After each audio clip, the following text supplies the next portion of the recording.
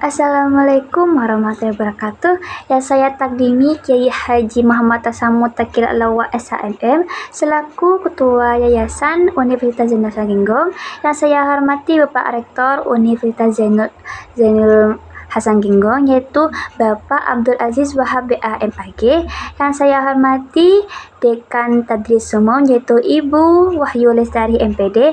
Dan saya hormati pada Kaprodi Tadris Bahasa Indonesia yaitu Ibu Amfiratul Hamdi MPD. Dan yang saya hormati dosen pengampu pengantar studi Islam yaitu Ibu Salama Eka Swati MSI dan teman-teman yang saya sayangi dan saya banggakan.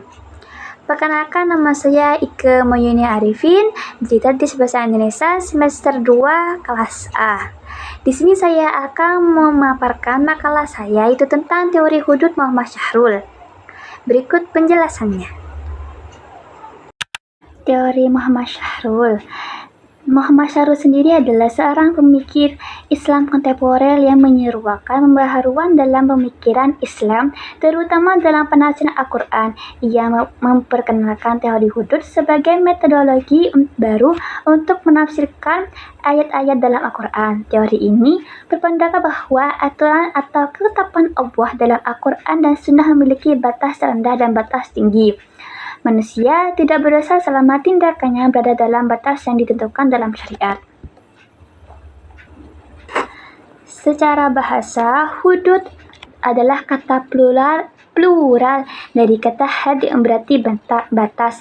Bentuk plural atau jamak ini menunjukkan bahwa batasan-batasan atau ketentuan yang ditetapkan untuk manusia dalam Al-Quran dan Sunnah itu banyak sesuai dengan keadaan yang dialaminya. Ada 3 manfaat dari teori ini. Pertama adalah interpretasi baru dan fleksibilitas. Dengan teori ini, ayat-ayat hukum dalam Al-Quran yang selama ini dianggap telah final tanpa diskusi atau alternatif pemahaman selanjutnya ternyata masih memungkinkan untuk diinterpretasikan secara baru. Syahrul menjelaskan secara metodologis dan mengaplikasikannya dalam penafsiran melalui pendekatan matematis. Dan kedua adalah menjaga kesakralan teks dan kreativitas ijtihad. Teori hudud memungkinkan para penafsir untuk tetap menjaga kesakralan teks Al-Quran tanpa harus kehilangan kreativitasnya dalam melakukan ijtihad, guna membuka kemungkinan interpretasi selama masih berada pada wilayah batas-batas hukum Allah. Yang terakhir adalah pendekatan ijtihad dinamis dan kontekstual. Teori ini juga dapat menjadi sebuah pendekatan dalam berijtihad yang dinamis, kontekstual, dan tetap dalam syariat dalam Al-Quran. Dalam teori Muhammad Syahrul ada 3 konsep utama yang dijelaskan tentang batas-batas tersebut. Pertama adalah al-halatul a'la, yaitu batas maksimal. Dalam konsep ini, suatu hukum hanya memiliki batas maksimal. Penetapan hukum tidak boleh melebihi batas maksimal yang ditentukan dan tidak boleh berada di bawahnya atau tepat pada batas maksimal tersebut. Contohnya dalam hukuman potong tangan bagi pencuri atau qiyas bagi pembunuh.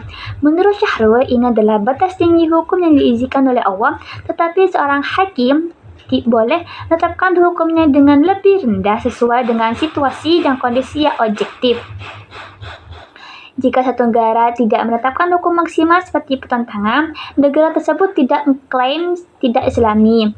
Karena bisa jadi alasan-alasan seperti kondisi ekonomi yang memprihatinkan atau belum terciptanya keadilan dan kesejahteraan bagi rakyatnya. Yang kedua adalah al-halatul adna, yaitu batas minimal. Dalam posisi batas minimal ini, suatu keputusan hukum boleh dilakukan di atas batas minimal yang ditentukan dalam Al-Quran atau berada pada batas minimal ditetapkan. Contohnya, pada larangan menikahi perempuan yang tertentu yang disebutkan dalam Al-Quran. Ini adalah batas minimal larangan, namun larangan bisa diperluas jika peneliti ilmiah menunjukkan bahwa menikahi saudara sepupu dan menyebabkan keturunan dengan mental cacat, maka larangan tersebut bisa diperluas meskipun sepupu tidak disebutkan dalam eksplisit dalam Al-Quran. Perkataan ini memberi ruang bagi perluasan hukum sesuai dengan kebutuhan dan kondisi sosial tanpa mengkhianati teks Al-Quran ini sebagai dasar prinsip kebaikan umum yang menunjukkan bahwa hukum Islam dapat berkembang secara dinamis, responsif terhadap pengetahuan serta kebutuhan sosial yang berubah. Yang terakhir adalah al-halatul a'la wal adna ma'an, yaitu batas maksimal dan minimal dilakukan secara bersamaan. Contohnya dalam poligami dan pembagian harta waris. Dalam kasus poligami, Sahru meletakkan 2 syarat minimal batas maksimal wanita yang poligami adalah 4. Dan 2 adalah harus khawatir dalam perbuatan baik kepada anak yatim, sehingga poligami ditujukan kepada janda yang memiliki anak yatim sebagai bentuk perlindungan sosial. Pendekatan ini menunjukkan Al-Quran tidak selalu memberi satu jawaban tunggal, melainkan spektrum kemungkinan yang dapat dipilih sesuai konteks.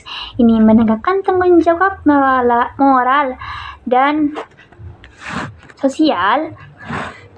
Penggeseran pandangan bahwa poligami adalah hal mutlak menjadi tanggung jawab dan solusi yang terbatas dan bersyarat.